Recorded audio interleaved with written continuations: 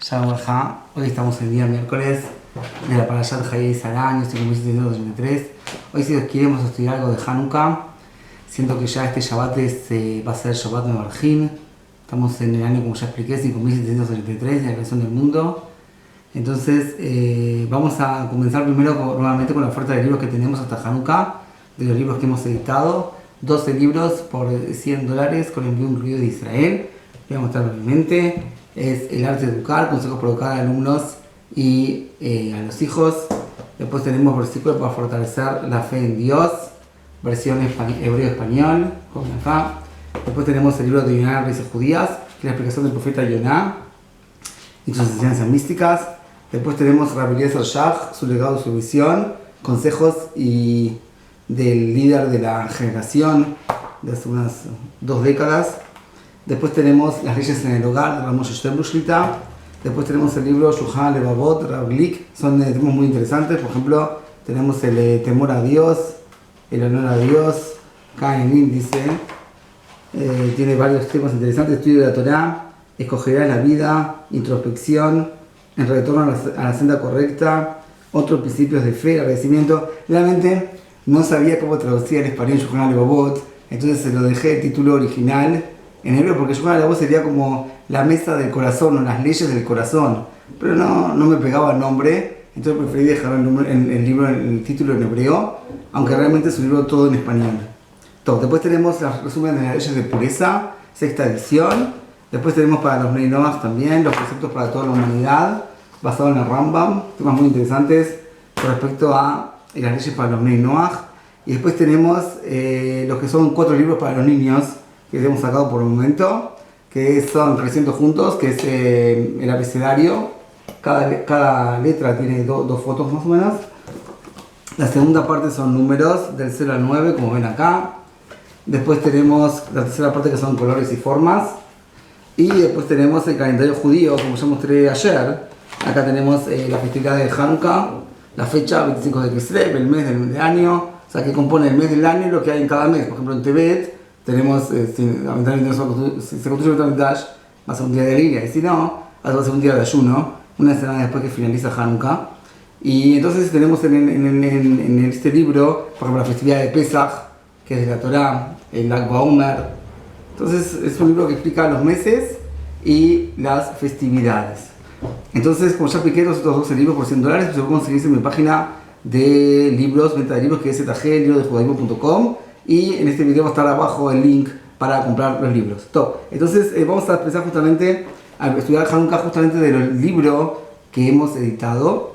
Sacamos del libro de Rav, como ya mostré uno de ellos, un libro que se llama Vivir como Judío, que comprende 4 libros de Rav Sternbuch en español, de los libros que sacamos, que son Reflexiones de la Parashá, que habla de la Parashá de Shavua, Conoce tus raíces, Pirkei Avot y Las leyes en el hogar, como ya lo mostré. Entonces, en este libro vamos a ver acá lo que él dice de Hanukkah.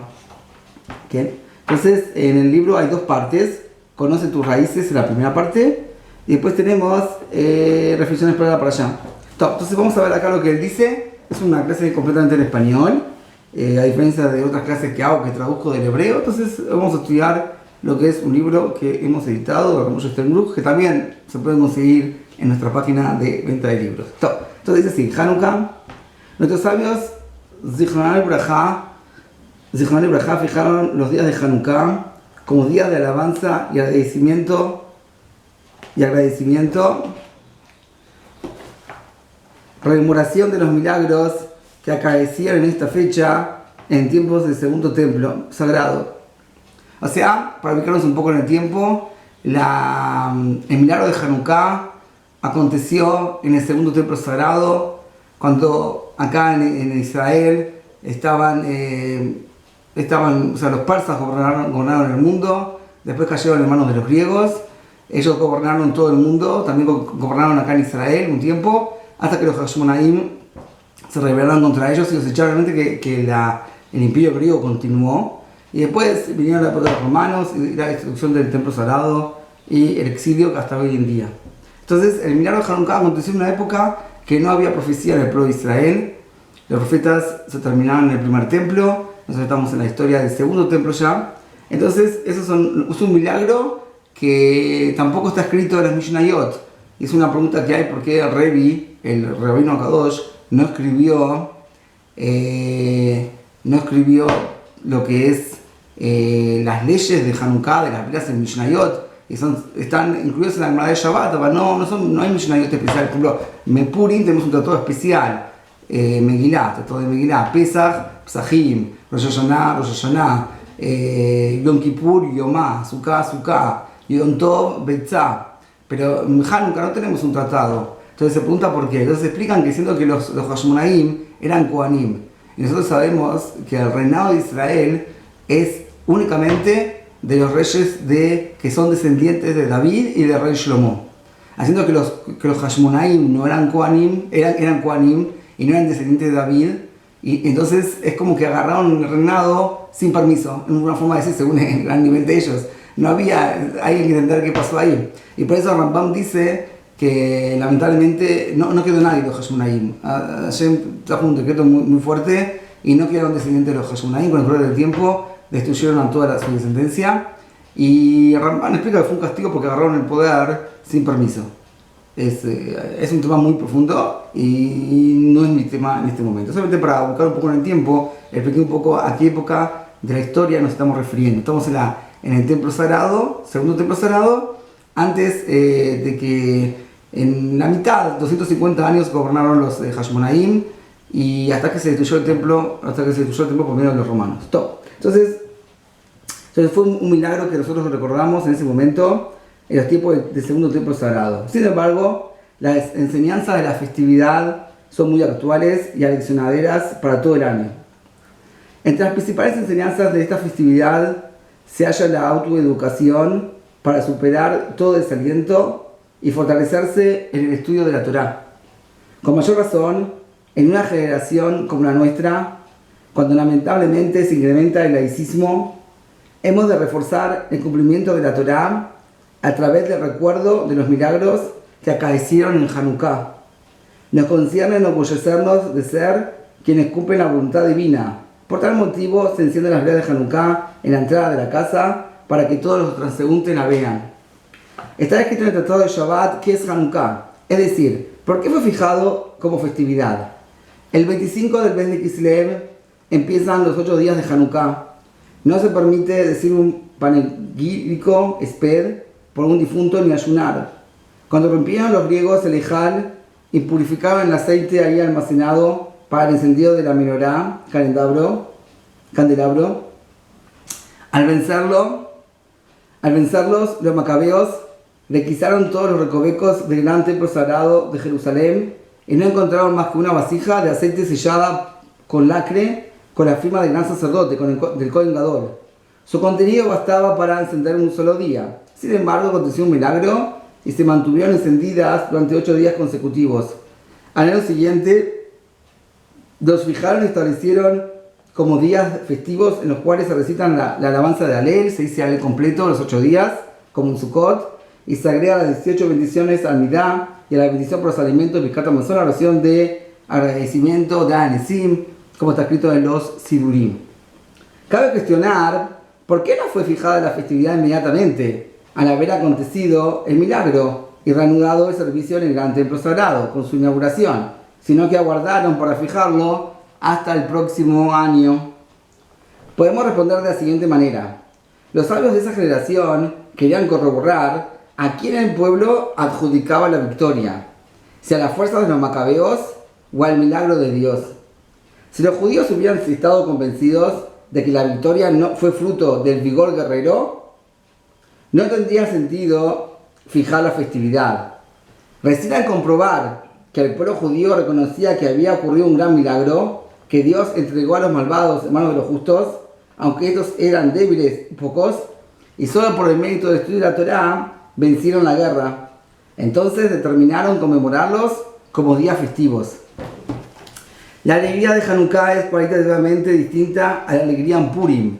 En Hanukkah el pueblo judío se elevó espiritualmente, se renovó el servicio divino en el gran templo sagrado y se anularon los decretos en contra del cumplimiento de la Torá. Es tanto que en Purim se festeja la preservación del pueblo judío al anularse el decreto de exterminio.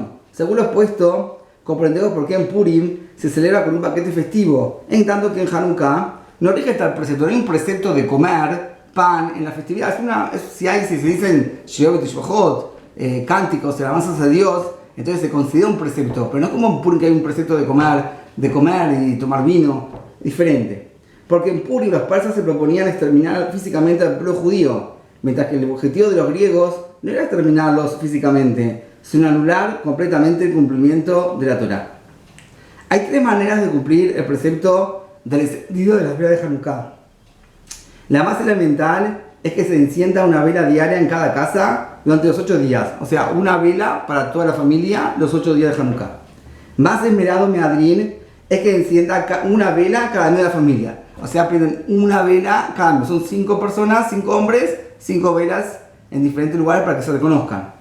De mayor esmero aún, Meadrin, es que se encienda una vela en el primer día, 2 en el segundo y así sucesivamente, hasta que en el 8º día se encienden 8 velas. Según la costumbre ashkenazí, cada miembro de la familia lo hará con sus propias velas.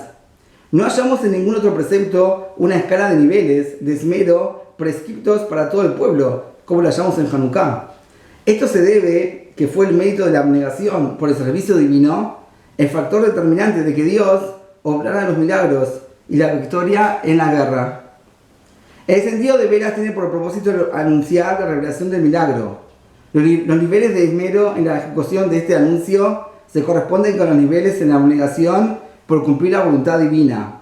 Cada día se agrega una vela a las encendidas el día anterior, lo cual insinúa que toda persona ha de fomentar permanentemente su propio crecimiento espiritual, aumentando su santidad y sus conocimientos de Torah sin contentarse con el nivel al cual ha llegado. La santidad de la festividad se va incrementando de día a día. Análogamente, cada día en la vida es un mundo por sí mismo, que conviene aprovechar para incrementar el estudio de la Torá y crecer espiritualmente. Realmente, la vida del ser humano no se estima según los años transcurridos, sino según los días, porque cada día es una unidad apta de elevarse en calidad por sobre su víspera. Como sean otros años, hay quien adquiere su mundo venidero en un breve instante. Por tal motivo, encontramos que la Torá utiliza el término días para referirse a los años, como está escrito en la Parashat Shavua, justamente de Hayei Sarah. Ciertamente, cada año está integrado por días y cada uno es de suma importancia por sí mismo. Así explica en el versículo: y Abraham el anciano bien entrado en días, porque aprovechó al máximo cada día. Leemos en el tratado de Shabbat la vela de Hanukkah para el dueño de casa y para su familia. De aquí aprendemos que todo padre tiene la obligación de hacer compartir a todos los miembros de su familia en su servicio a Dios, en inculcarles la alegría y el placer por cumplir los preceptos de la Torá. Nuestros sabios establecieron los días de Hanukkah como días de agradecimiento a Dios por los milagros acontecidos en ese entonces. Sin embargo, el agradecimiento a los cielos no es una característica exclusiva de la festividad de Hanukkah, sino que es una obligación diaria, como pronunciamos 3 veces por día en el Teito Modim, en la Shemona Esrei, y por los milagros que cada día están con nosotros. La novedad de Hanukkah es difundir el milagro de las velas, es decir, esforzarse para que tal milagro coadyuve a la demás gente a fortalecer la fe en Dios, para que todos le agradezcan. El pueblo judío se diferencia de otros pueblos en que no reniega de su pasado. Al contrario, cada judío está orgulloso de sus antepasados. El judío se sabe descendiente de Adán Rishon, el primer hombre, que fue creado a imagen y semejanza de Dios. Comprende la grandeza espiritual de las generaciones pasadas, su profundidad en el conocimiento de la Torá y sus nobles cualidades morales. Entiende que su nivel espiritual es ínfimo en comparación al nivel de aquellos, y todo su anhelo es crecer espiritualmente. Clama: ¿cuándo alcanzarán mis actos a los de mis antepasados? En Hanukkah rememoramos la resistencia a la guerra espiritual que los griegos habían declarado en contra de la Torá. El cumplimiento inmediato de los preceptos de esta festividad es garantía para que la Torá siga siendo transmitida a las próximas generaciones y para la eternidad. Así entonces vimos lo que es esta parte del libro Vivir como judío, del libro Conoce tus raíces, acerca de Hanukkah. Para seguir entonces vamos a ver lo que es el libro Reflexiones para la Parashá, que en Reflexiones Parlas de la Parashá que también tenemos un capítulo de respecto a Hanukkah, no tan largo como el anterior, un poquito más breve. Entonces dice así, esto está en la página del libro 234. ¿Qué? Como mostré antes, acá está el libro, publico como judío, como Sternburg, la segunda edición, 4 libros en un tomo. Allá dice así, el objetivo de los griegos era que el pueblo de Israel no encarase la Torá como Torá de Dios. En el tratado de Megilá, estos sabios relatan, el rey Talmai reunió 72 sabios judíos y los hizo ingresar a 72 recámaras. Entró a la recámara de cada uno de ellos y les dijo, escriban para mí la Torá de Moshe, vuestro maestro. ¿Qué? Escriba para mí la Torá de Moshe, vuestro maestro. Aprendemos que los griegos valoraban la Torá y querían entenderla, por lo cual encargaron que se la tradujeran con fidelidad. Siendo así, ¿por qué luchaban tanto contra la Torá y decretaban que los judíos abandonaran su cumplimiento? Podemos responder de la siguiente manera. La ideología de los griegos consistía en que Israel no estudiase la Torá como sabiduría de origen divino, pero no se oponía a que estudiasen la Torá como se estudian otras ciencias. Sostenían que así como todo pueblo tiene sus leyes y estatutos para preservar la paz en la sociedad, también al pueblo judío les es apropiado respetar la Torá como mero código de leyes para preservar la paz en la sociedad. Si bien apreciaban la profunda sabiduría de la Torá, luchaban para que el pueblo de Israel no la cumpliera como religión ni como forma de relacionarse con Dios.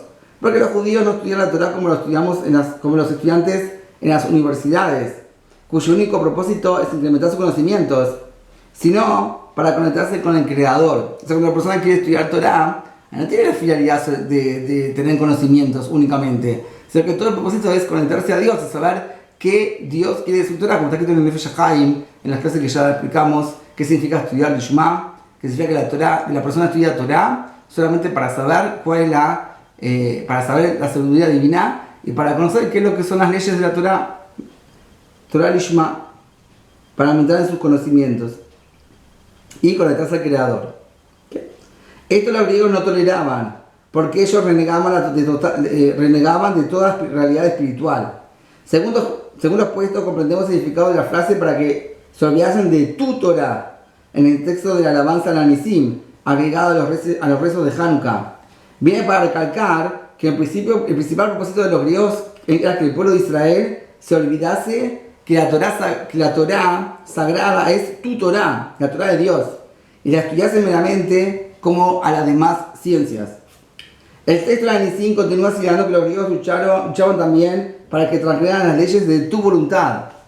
Se oponían en particular a los preceptos denominados Jukim, por ejemplo la prohibición de comer la carne de cerdo, el precepto de la vaca roja, la prohibición de vestir una prenda elaborada con lana y lino, la causa de cuyo cumplimiento es inasequible a nuestro raciocinio, y nosotros lo cumplimos solo porque así decretó el Creador. Nuestros sabios nos ordenaron difundir el milagro de Hanukkah para combatir la ideología de los griegos que solamente creían en lo comprobable por medio de los instrumentos naturales. Argumentaban que la creación del mundo es de naturaleza casual. Al difundir el milagro, estamos proclamando abiertamente que todos los milagros son efectuados por Dios y manifestamos nuestro agradecimiento. Así entonces explicamos en el libro Vivir como judío lo que es las leyes de la festividad de Hanukkah. Para terminar, quiero contar un caso muy lindo que contó Rav Silverstein. Espero que no se me corte el video como me pasó ayer en la mitad del cuento y al final no lo publiqué. Esperemos que la batería se mantenga. Todo. Entonces, el relato fue así. Voy a abreviar para que no me pase lo mismo. Entonces, el tema fue así. En el Betacneset de Ramat el Hanan hay una regla de que la persona para tener una bar mitzvah, para que el hijo suba a la Torah, tiene que avisar una noche con anterioridad. El que no avisó, mala suerte. Pasó una vez que había una persona, un padre de un chico, que se dirigió al Gabay y le dijo, mi hijo cumple la bar mitzvah mañana, quiero que suba a la Torah. Le dijo al Gabay, después te caíste de la luna, ¿no te das cuenta que hay takanot acá en el Betacneset? que hay leyes que hay que avisar un año de antes. Mira, yo no tengo tiempo para leer los avisos en el Bet Knesset, no tengo tiempo para eso, ¿qué culpa tengo? Arran sabía lo que hacer, fue a la casa de Rav Eliashiv, viajó de Bnei Brak a Yerushalayim, a la casa de Rav Eliashiv para preguntarle qué hacer en este caso. El Rav le dijo así: el padre está muy mal, que no lee los avisos en la sinagoga, de todos modos, el hijo no tiene la culpa. El hijo no tiene la culpa. Entonces, ¿qué hicieron? Hicieron sorteo. Todo. Hasta acá es la primera parte. La otra parte de la historia es la siguiente. Pasaron 3 años, la madre de este chico, perdón, me olvidé una parte importante. Entonces, ¿qué pasó? El rato dijo que hagan sorteo. El otro chico que sí avisó al padre, dijo: no, ¿para qué? Yo cedo. Que lea él, yo subo en minja. Así fue. Entonces, pasaron los años, este chico que cedió, entonces la madre de él estaba internada en el hospital, llegó un viernes a la tarde y tenía que ser atendida en la mahlaká del corazón. Cardiología se llama. ¿Qué? Entonces, él llegó ahí viernes a la tarde acá en Israel. Los mejores doctores ya no están los doctores de turno. Pero justamente ese viernes estaba Rav Eliashiv en el hospital internado y necesitaban también, que querían la Torá, Entonces el chico era justamente la parashá que él sabía por su bar mitzvah. Entonces ya sabía leer la Torá. Entonces buscaron un Baal Coré para que le lea a Rav Eliashiv la Torá, ahí en Shaare Tzedek. Entonces así hicieron. Rav Eliashiv se quedó muy, muy sorprendido de lo bien que leyó la Torá y se acercó al chico a preguntarle: ¿por qué estás acá en Shabbat? ¿Qué pasó? Entonces dijo: mirá, la mamá de él estaba internada y necesitaban, no hay un cardiólogo así de experiencia y no sabemos qué hacer. Quédate acá, vamos a ver qué hacemos. Justo en ese día estaba el doctor, el cardiólogo de Rav Eliashiv. Entonces Rav Eliashiv le dijo: mirá, hazme un favor, acá está la madre de este chico, tiene un problema de cardiólogo, atendela por favor. Y entonces dijo que la mujer la madre del chico, recibió el mejor tratamiento y encima no tuvo que pagar ni un centavo. Rav Eliashiv pidió. Entonces se ve, cuando la persona cede, nunca pierde absolutamente nada. Todo, eso por un lado. Otra cosa que contó, hace ya varios años, contó, acá en Israel se acostumbra, bueno, está en otros lados también, se acostumbra que el Shabbat de Hanukkah los bajurim vuelven a las casas. Los bajurim vuelven a las casas. Entonces, ¿qué pasó? La gente que vive en Yerushalayim se va a Bnei Brak, de Yerushalayim, los que estudian en Bnei Brak, en Yerushalayim, viajan, todo. Entonces, fueron los bajurim que estudiaban en Bnei Brak, fueron a su casa en Yerushalayim, y cuando salió Motzai Shabbat de Hanukkah, entonces se proponían a volver a la yeshiva. Uno de los bajurim, de los jóvenes estudiantes, subía a un colectivo, ómnibus, como lo quieran llamar, y vio que la máquina del Rabka, lo que se llama acá en Israel, que se pasa la tarjeta y para cobrar como boleto, lo que había en Uruguay en su época, entonces que no andaba. Entonces, ¿qué hizo? Llamó a todos sus amigos y les dijo: miren, vayan rápido a la parada, hay un colectivo que no anda la máquina para pagar el boleto, vamos a volver todos gratis a la yeshiva. Así hicieron todos los bajurim, se apuraron la valija, a veces se fueron todos corriendo a la parada del colectivo. Y Ofi, cuando Rav se enteró de lo que hicieron, le dijo: mire, yo les explico algo, todos ustedes no van a poder atestiguar cuando un amigo de ustedes se case, ser como testigos del casamiento, hasta que no devuelvan la plata del casamiento. Todos ustedes son como los ratones. Digo: ¿por qué somos como los ratones? Dicen que los ratones, cuando agarran algo que está robado, llaman a todos sus amigos para compartir, así dice la Gemara. Le dijo el bajur: perdóneme, Rav, yo no soy ningún ratón. Yo cuando subí no sabía que el colectivo estaba roto. Yo qué culpa tengo que la máquina no estaba y tuve un viaje gratis. Sí, vos está bien, pero tus amigos no. Y vos tuviste la culpa, vos tampoco vas a poder ser como testigo hasta que no devuelvas la plata. Todo. Entonces, vimos entonces lo que es algo de Hanukkah. Y para terminar, quiero contar algo también interesante. Contó Rav Zilberstein la semana pasada, si no se me apaga la cámara. Entonces, él contó que una vez en el Bet Knesset llegó una persona muy adinerada, parecía, y llegó en Shabbat y le invitaron a subir a la Torá. una persona, todo subió al Betacneset, donó la suma que donó, 200 shekel, $200, y terminó Shabbat, y se sacó el gabay para ver cuánta plata era. Digo, no, vos donaste 200 shekalim. No, ¿cómo 200 shekalim? Yo, $200, yo doné 200 shekalim, no $100. Que sí, que no, que sí, que no. Y Gabay dice, mira, no hay ningún problema. Yo puse un grabador abajo de la bimá donde se lee Sefer Torah, y vamos a ver qué pasó. El Torem, esta persona, se quedó asustado. ¿Cómo? ¿Profanaste Shabbat para alabar lo que yo digo? Y de donación, yo no dono nada acá. ¿Cómo voy a donar un Betacneset que están profanando Shabbat? Entonces la persona esta agarró y se fue y no quiso saber de nada.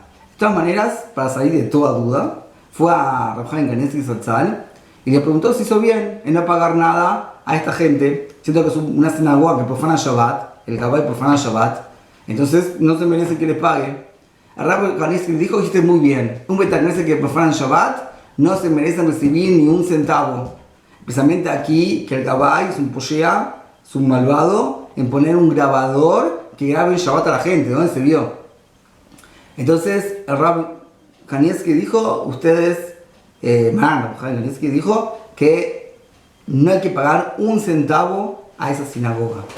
Entonces, ¿en qué terminó todo esto? Entonces, de todas maneras, el Rav dijo que si el Betacneset la gente es Beseder, y el único problema que tiene es el Gabay, que es su Hilul Shabbat, o sea que la gente de Betacneset, los que concurren a la sinagoga, sí cumplen Shabbat, y el único que profanó Shabbat es el Gabay. Entonces ahí le vamos a hacer una multa al Gabay para que él pague toda la plata que el otro donó, que quería donar. Ahora, eso es lo que dijo. Ahora, si todos los de Betacneset son profanan Shabbat, entonces ahí va a dar que no tiene que pagar absolutamente nada. Y la pregunta es si cuando todos cumplen Shabbat, entonces ahí sí Ulay va a tener que pagar lo que prometió, siendo que puede saber que el otro hizo una transgresión. Entonces cuando hizo la promesa de donar a la sinagoga, sí lo hizo de forma seria. Pero de todas maneras quedó con Tzarich Iyun el tema. Y Alejandro Macé, nomás que no haya Macé, que es solamente una historia muy triste, que un Gabay profane Shabbat para tener prueba de lo que la gente donó. Realmente no sé quién lo delegó a él como Gabay. Todo. Entonces, con eso vamos a terminar lo que hablamos hoy. Para resumir, conté la oferta de libros, después hablamos lo que es el libro Vivir como judío de Hanukkah, y al final entonces conté algunos casos de Rashi. Realmente recomiendo a todos los que entienden hebreo de entrar a la página de Cora Lashon. Cada semana hay una clase muy buena de Rashi Bestein, también está escrita en PDF para los que no tienen tiempo de escucharla, la pueden descargar y en hebreo, está en hebreo, y estudiarla. Realmente es muy interesante, se aprende mucho Salahot, uno de los autores como es el Rav Yitzhak Zilberstein. Con eso que tengamos todo lo mejor. Shabbat Shalom, Kol Tuv Litraot.